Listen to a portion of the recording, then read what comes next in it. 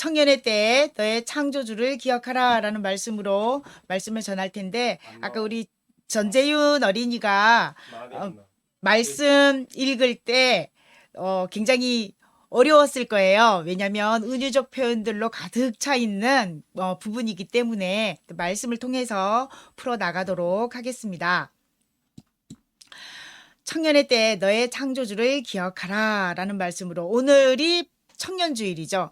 승천주일이기도 하는데, 교회력으로는 예수님께서 부활하신 후에 제자들을 만나시고 많은 사도들을 만나신 후에 이제 드디어 승천하신 날을 기념하는 승천주일이면서, 또 내일은 5월 셋째 주 주일이 지난 월요일이 성년의 날이잖아요. 그래서 청년주일로 교회에서 이렇게 특별히 청년들을 축복하는 시간으로 보내고 있습니다.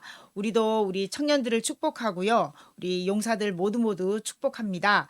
그리고 혹시 예배하고 있는 우리 용사들 중에, 네, 우리 두 번째 나왔죠. 그쵸? 만 19세 딱 돼서 성년의 날을 맞이하는 용사가 있다면, 네, 채팅창에다가 신고해 주시기 바랍니다. 멋진 선물, 네, 드리도록 하겠습니다. 내 인생은 네모이다 라고 좀 채팅창에 좀 올려주십시오 라고 부탁을 드렸는데, 네, 우리 유현장 집사님께서만 해피엔딩이다 라고 하셨는데, 네, 인생은 우리가 영화의 제목처럼 인생은 아름다워 라고 표현할 수도 있지만, 또 우리 찬양의 CCM의 가사처럼 뭐죠? 고단한 인생길 힘겨운 오늘도 라는 것과 같이 이렇게 힘들게 이렇게 생각하는 그런 것들도 있습니다. 뭐가 이상하다 했더니, 네, 기도를 안 했어요. 그쵸? 잠깐 기도할게요. 청년들 사랑하시는 주님, 오늘 청년주의를 맞아 특별히 청년들에게 주실 말씀을 기대합니다.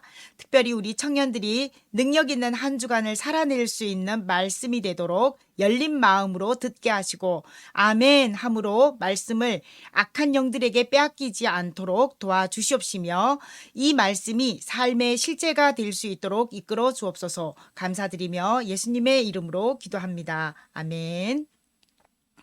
네, 인생은, 여러분들이 생각하는 이 인생은 어떠한 것인지 각자 이렇게 또 해석하는 부분에 따라서 다 다를 수도 있는데, 아주 오래전 대중가요 중에 인생은 나의 것, 민혜경 씨가 부른 노래가 있어요. 잠깐 우리 좀 들어보도록 할게요.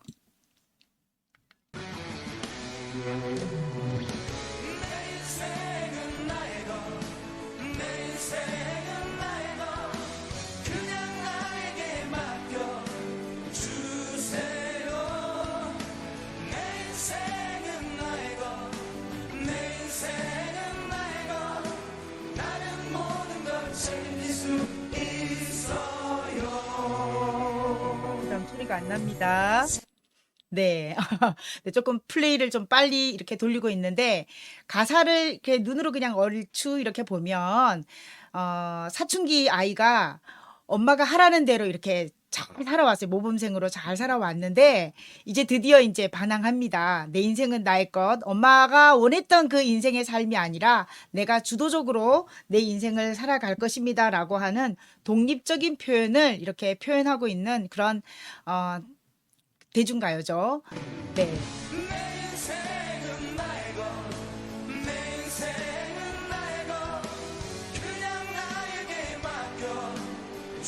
강한 후보입니다. 나에게 맡겨주세요. 내 인생은 나의 것.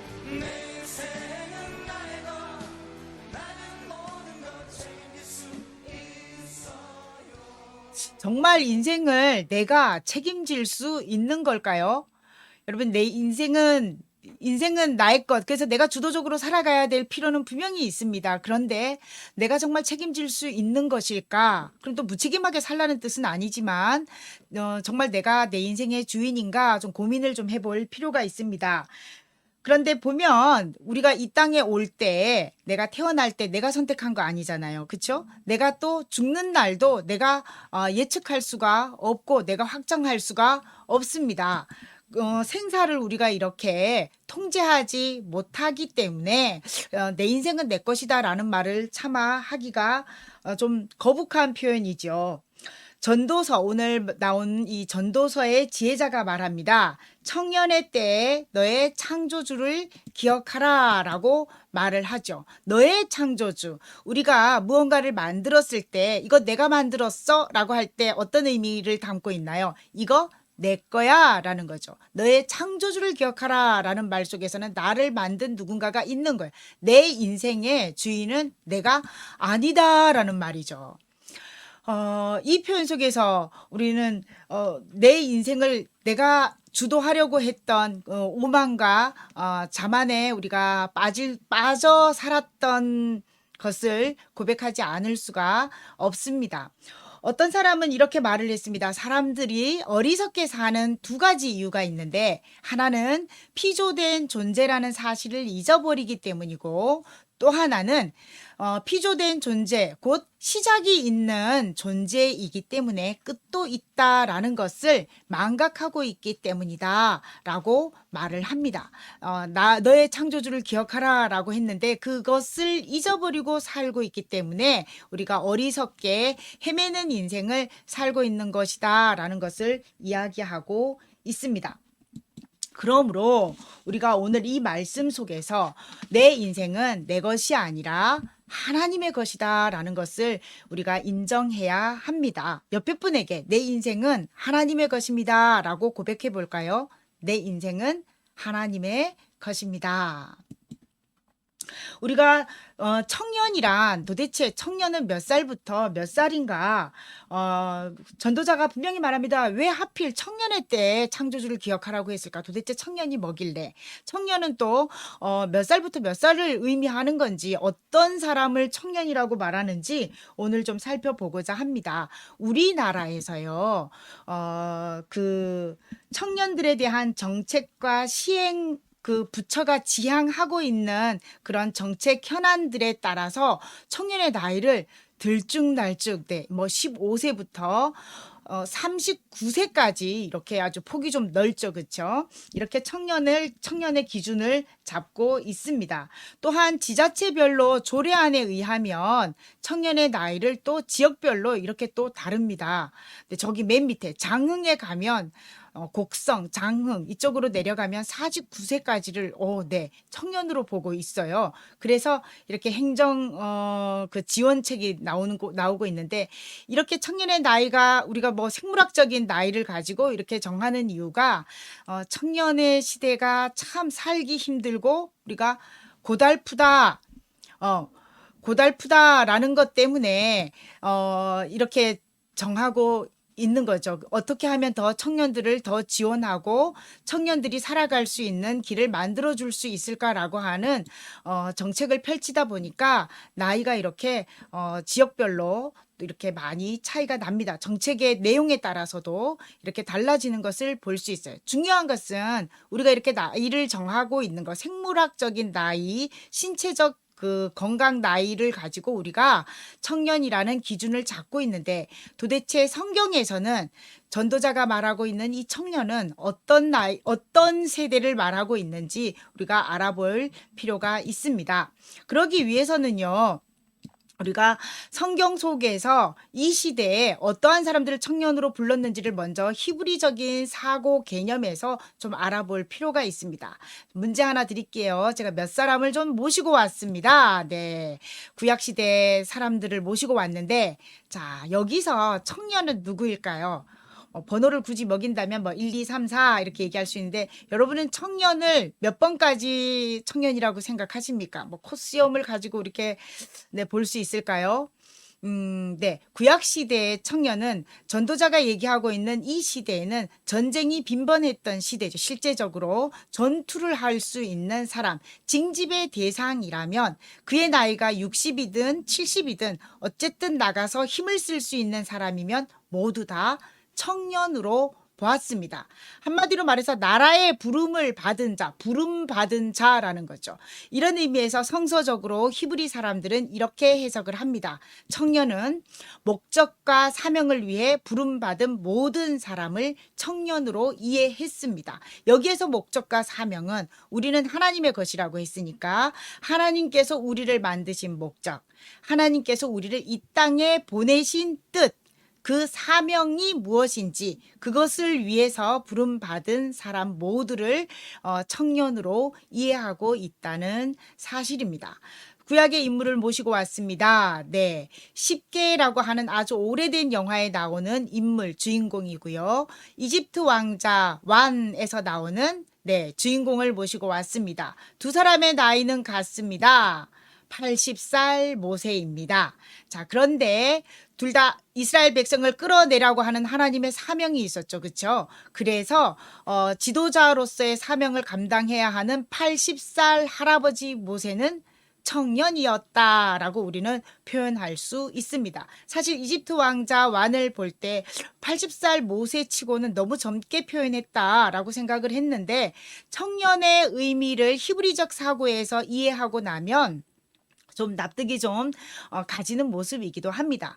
실제로 이 애니메이션을 그린 작가도 그걸 알고 그렸는지는 모르겠지만 어쨌든 80살 모세는 청년이었다. 그러므로 우리 그리스도인들도 하나님께서 이 땅에 보내신 목적이 있고 사명이 있기 때문에 그리스도인은 모두가 청년이다. 비록 내 나이 100살이다 할지라도 우리는 청년이다라는 자부심을 가지고 있어야 합니다. 주변 한번 돌아보십시오. 다 청년이에요. 그렇죠? 네, 다 청년입니다. 우리 노장은 죽지 않는다. 누가 한 말이죠? 노병은 사라지지 않는다. 누가 한 말이죠? 메가더 장군이 한 말인데 메가더 장군이 즐겼던 시입니다. 사무엘 울만이 쓴 청춘이라고 하는 이 시를 메가더 장군이 아주 굉장히 애송했다고 하고 부하들에게 자주 읽어주었고 특별히 전장에 나가는 부하들에게 친히 이 시를 적어주었다고 합니다. 그러면 이 청춘이라고 하는 시가 어떤지 한번 우리 감상해 보겠습니다.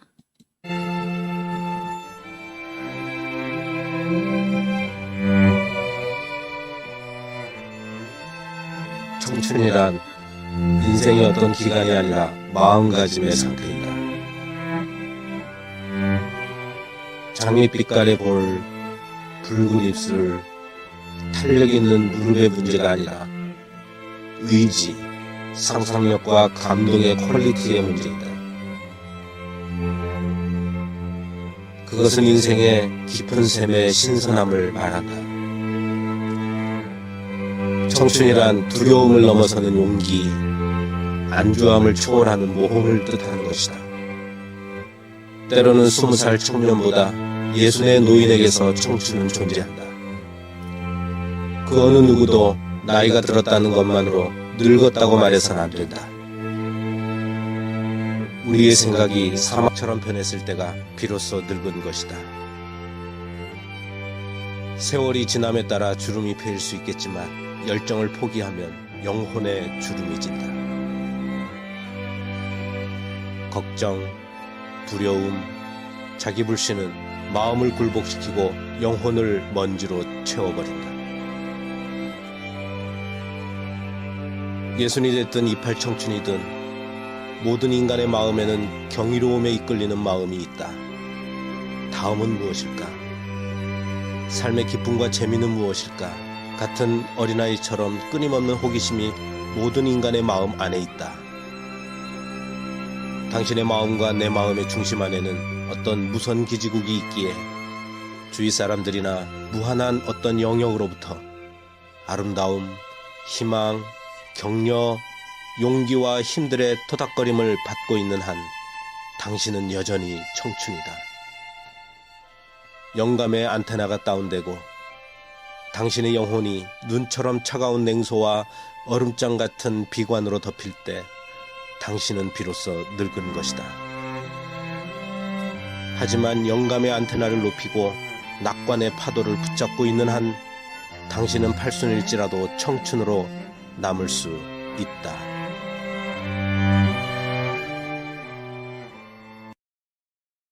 네, 여러분 청춘이라는 확신이 듭니까? 나는 청춘이야 라고 하는 확신이 들지요. 그쵸? 네.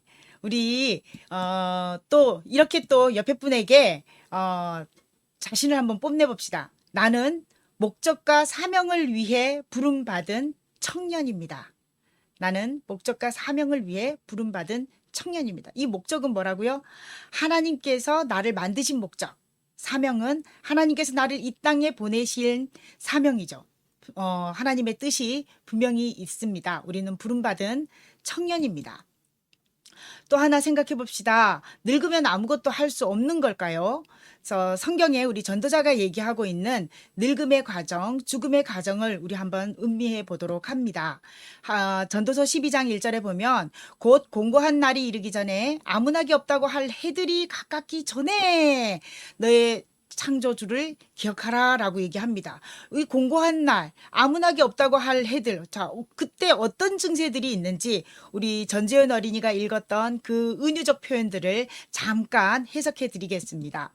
3절에 보면 그런 날에는 집을 지키는 자들이 떨 것이며, 집 지키는 자 뭐냐면 은퇴하고 나서 집을 지키는 자들을 얘기하는 거예요. 노인들이죠.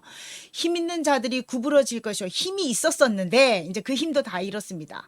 맷돌질하는 자들 뭘까요? 우리 신체 구조에서 맷돌질하는 구간이 어디냐면 입이거든요. 아랫입, 윗입, 그렇죠? 그런데 이 이빨들이 다 빠진 겁니다. 창들, 신체 기관에서 창이라 하면 바로 눈인데 이 눈 노안이 찾아온 거죠. 사절을 봅니다. 길거리 문들이 닫혀질 것이요. 길거리 문들이, 네, 똑같은 소리예요. 그리고 맷돌 소리가 적어질 것이며, 새 소리, 그 노인들의 특징이죠. 새벽 아주 일찍 일어나십니다. 새들이 아침 일찍 밝아올 때 정말 새벽 5시, 4시 이때 새들이 울기 시작하거든요. 제가 어렸을 때 시골에서 자랐기 때문에 저는 잘 알아요. 아주 새벽 미명에 뒷뜰에서 새들이 우는 소리에 제가 잠이 깼던 그런 어린 유년기 시절이 있었기 때문에 이 새의 소리로 말미암아 일어날 것이며 라는 것은 새벽잠이 없는 노인을 의미합니다. 그리고 음악하는 여자들은 다 쇠하여질 것이요. 신체 기관 중에서 가장 늦게 노화하는 곳이 성대라고 해요. 그래서 이 성대가 쇠하여진다라는 것은 모든 기관이 다 쇠해진 것을 의미합니다. 그리고 5절에 가면 네, 살구나무가 꽃이 필 것이며 내 머리가 하얗게 백발이 된다는 의미고요. 메뚜기가 참 가벼운 그 곤충이죠. 그런데 그 메뚜기가 내 몸에 붙었는데 그것도 짐이 되는 거예요. 너무 무거워요. 그러니까 어르신들 보면 숟가락 들 힘도 없다라고 하시는 그런 분들이 있어요. 정말 이제 기력이 다 쇠해진 겁니다. 정욕이 그치리니 이거는 뭐 인간의 기본적인 욕구입니다. 식욕을 비롯해서 식욕뿐만 아니라 여러 가지 욕구들이 다 이제 뭐 없어요. 만사 귀찮아지는 거죠. 그러고 나면 이제 어떤 일이 일어나냐면 영원한 집으로 돌아갈 바로 그때 조문객들이 거리에서 왕래하며 나를 찾아오게 되는 겁니다. 자, 이런 때가 되면 사실은 무언가를 하고 싶어도 할 수 없는 때가 옵니다. 이런 때가 오기 전에 너의 주 창조주를 기억하라 라는 것이 오늘의 말씀입니다. 시편 기자가 전도서의 기자가 이 말씀을 하면서 우리 같이 네, 잠깐 거기 5절 네. 말씀에 보면 7절에 가면은요. 7절을 제가 올려놓지 않았는데 흙은 여전히 땅으로 돌아가고 영은 그것을 주신 하나님께로 돌아가기 전에 기억하라 라는 말을 덧붙이고 있습니다. 노화의 자연스러운 현상이지만 이 노화로 인해서 우리가 하나님께 영광 돌릴 수 있는 목적과 사명을 이루는 삶의 끝이 다가온 것을 의미합니다. 그 일을 이루지도 못하고 죽게 될 수 있다는 것을 경고하고 있는 말씀입니다.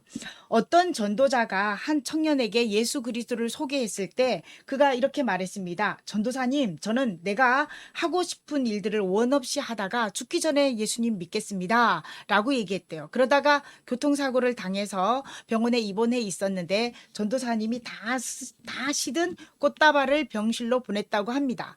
이 청년이 너무나도 화가 나서 퇴원하고 난 다음에 전도사를 찾아가서 너 이럴 수가 있습니까? 라고 말을 했더니 그 전도사가 하는 말이 하나님도 싱싱한 젊음이 필요한 분입니다. 라고 하시면서 하나님께로 돌아오라 라는 얘기를 비췄다고 하죠.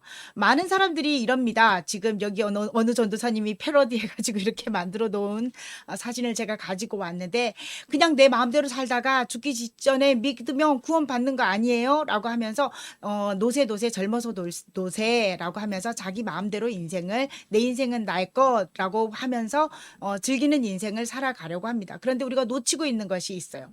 물론 이 막다른 그 타임에 마지막 순간에 예수님을 믿어서 구원은 받을 수 있습니다. 그러나 목적을 이루는 삶, 사명을 감당하는 삶은 굉장한 축복입니다. 하나님이 주시는 엄청난 축복이 숨어 있는데 그 축복을 누려보지 못한다는 사실입니다. 창조주의 목적대로 사는 삶이 주는 축복은 그야말로 우리가 매 순간순간 감사하며 기뻐하며 살아갈 수 있는 것, 고통의 순간에도 그 고통 속에서 의미를 찾아갈 수 있는 그런 능력 있는 삶을 살아갈 수 있게 되는데, 그것을 경험해 보지 못하고 그냥 영혼만 구원받는 좀 서글픈 삶을 그래서 아마 어쩌면 눈을 감는 순간에 후회할지도 모릅니다.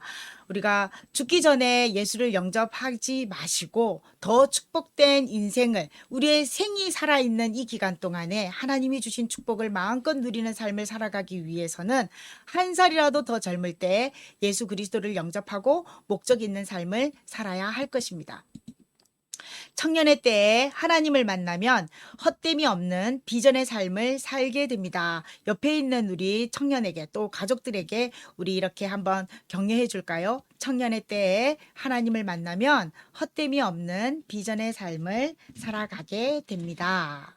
그렇다면 도대체 창조주 하나님께서 주신 그 비전이 무엇일까? 우리는 그 큰 비전의 틀을 우리가 좀 알았으면 합니다.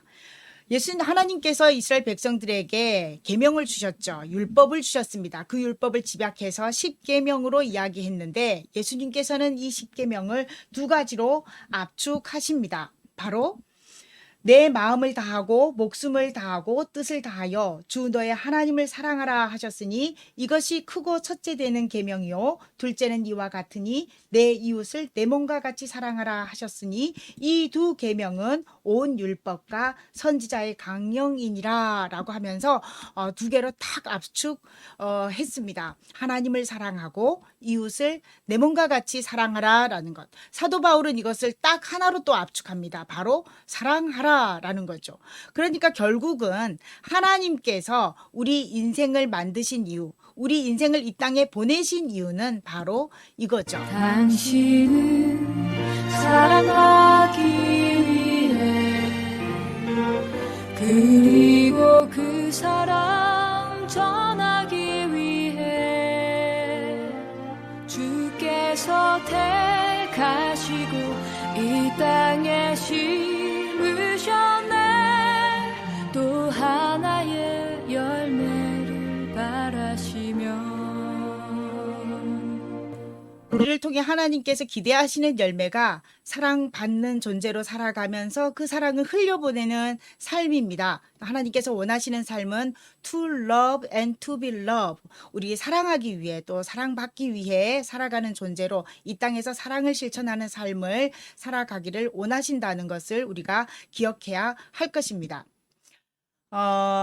특별히 우리가 인생을 살다가 보면 우리의 인생의 여러 어려움과 고난들을 만나게 됩니다. 그런데 그 고난의 경험들이 또 누군가에게 그 고난을 겪고 있는 누군가에게 위로제가 될 수 있고 백신이 될 수 있고 치료제가 될 수 있다는 사실입니다. 더 중요한 거 하나는 하나님께서 우리에게 사명을 주실 때 사랑하기 위해서 사랑받기 위해서 사랑하라라는 이 사명을 주실 때에는 하나님이 먼저 복을 주셨다는 거 지난번에 말씀드렸죠. 창세기에서 하나님 복을 먼저 주시고 감당할 능력을 주시는 분이시라는 거 말씀드렸습니다. 하나님께서는 우리에게 먼저 그것을 수행할 수 있는 능력을 각자에게 다 주셨고 그럼에도 불구하고 우리의 삶이 고난이 될 때가 있는데 그 고난은 또 다른 백신이 되어져서 누군가를 끌어내는 에너지가 될 수 있다는 겁니다. 조정민 목사님이 사람이 선물이다 라는 책에서 이렇게 말씀하죠. 제가 조금 글씨를 키웠는데 내 상처가 나으면 나는 이제 백신입니다. 나와 같은 아픔을 겪고 있는 사람들에게 나는 특효약입니다. 사랑 실천할 수 있는 그런 특효약이 되어줄 수 있다는 말을 하고 있습니다. 우리의 인생은 헛된 것이 없는 겁니다. 목적을 향해 달려가면, 사명을 향해 달려가면 그 아픔조차도 또 다른 열매를 맺게 해준다는 사실입니다. 유명한 우리 복음 전도자 D.L. 무디가 모세의 인생에 세 가지 그 기간을 나누어서 이렇게 말합니다. 모세가 40살까지는 왕궁에서 왕자로 있었고 또 나머지 40년, 80살 될 때까지는 광야에서 목동으로 그냥 쫓기는 인생, 숨어 사는 인생을 살았고 그리고 나서 80세의 부름을 받아서 이스라엘 백성들을 이끌어서 40년 후 120세가 되어서 그가 생을 마감합니다. 무디가 그의 인생에 대해 이렇게 말합니다. 모세는 스스로 대단한 사람이라고 생각하며 40년을 보냈다. 그리고 자신이 하찮은 사람이라는 사실을 깨닫는데 광야에서 40년이 걸렸다. 그 다음 40년은 하나님이 하찮은 사람을 통해서 어떤 일을 행하실 수 있는지를 발견하는 시간이었다. 그러니까 우리의 인생이 어떠한 삶을 살고 있든지 하나님과 함께하는 삶이라면 그 인생은 의미 있는 인생이고 하나님께서 이끌어 가시는 인생을 우리가 발견할 수 있다는 것을 말합니다. 인생의 모든 순간은 하나님의 뜻을 이루는 시간이라는 것을 우리가 기억해야 합니다. 그래서 이제 전도자가 결론을 맺습니다. 전도서 11장 9절에서 전도자가 먼저 이렇게 말합니다. 청년이여 내 어린 때를 즐거워하며 내 청년의 날들을 마음에 기뻐하며 마음에 원하는 길들과 내 눈에 보이는 대로 행하라. 그냥 잘 살아라. 그런데 하나님이 이 모든 일로 말미암아 너를 심판하실 줄 알라. 12장에서 다시 한번 언급합니다. 하나님은 모든 행위와 모든 은밀한 일을 선악간에 심판하시리라. 우리가 내 인생은 나의 것이라고 마음껏 살 수도 있고 하나님이 나에게 주시는 삶을 향해서 기도하며 살아가는 삶을 살아갈 수도 있습니다. 중요한 것은 하나님께서 우리를 만드실 때 목적이 있으셨고 그 목적이 있으셨기 때문에 우리를 이 땅에 보내실 때 사명을 주셨다는 사실인데 그 사명을 감당하지 못한 거에 대해서 하나님께서 반드시 심판하신다라는 것이 전도자의 말입니다. 그러면 이 전도자가 누구일까요? 우리가 전도서 1장 1절에 보면 다윗의 아들 예루살렘의 왕 전도자의 말씀이니라 라고 전도서 첫 장에 이렇게 시작하고 있습니다. 다윗의 아들이면서 예루살렘의 왕이 된 사람 바로 솔로몬이죠.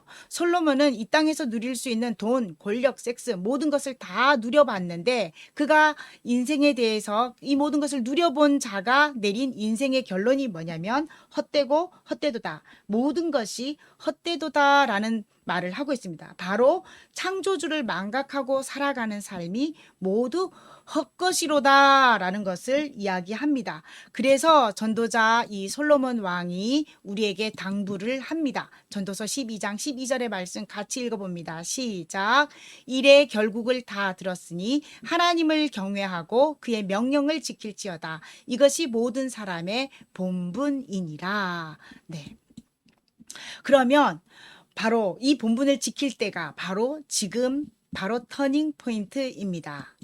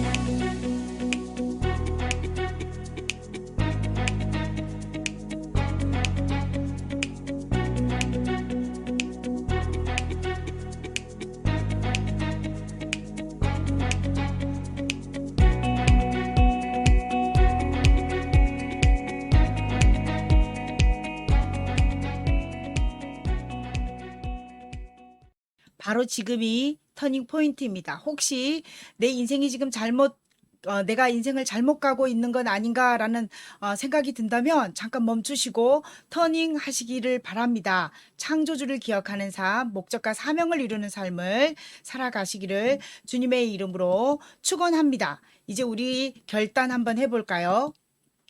지금 바로 사랑하고 사랑받기 위해 창조주를 기억하는 청년으로 살겠습니다. 결심 한번 해봅시다. 큰 소리로 시작. 지금 바로 사랑받고 사랑하기 위해 창조주를 기억하는 청년으로 살겠습니다. 결단되어졌나요? 같이 기도합니다.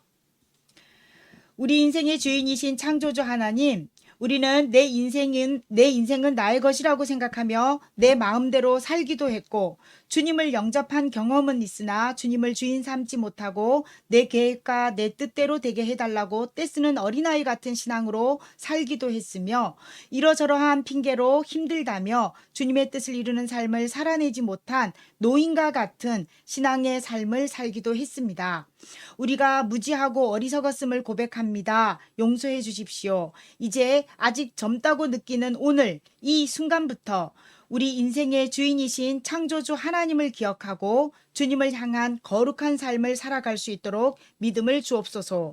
예수님의 이름으로 기도합니다. 아멘. 말씀 퀴즈 들어갑니다. 네, 구약시대 사람들은 전쟁에 나가서 싸울 수 있는 사람, 곧 나라의 부름을 받은 사람은 나이와 상관없이 청년이라고 불렀기 때문에 히브리 사람들은 성경적 관점에서 청년은 어떤 사람이라고 생각했나요? 네, 힌트 들어가죠. 네, 네. 하나님이 사람을 만드신 미음 지읒과 시옷 미음을 위해 부름받은 사람, 그것이 바로 청년입니다. 정답 아시는 분 채팅창에 올려주시기 바라며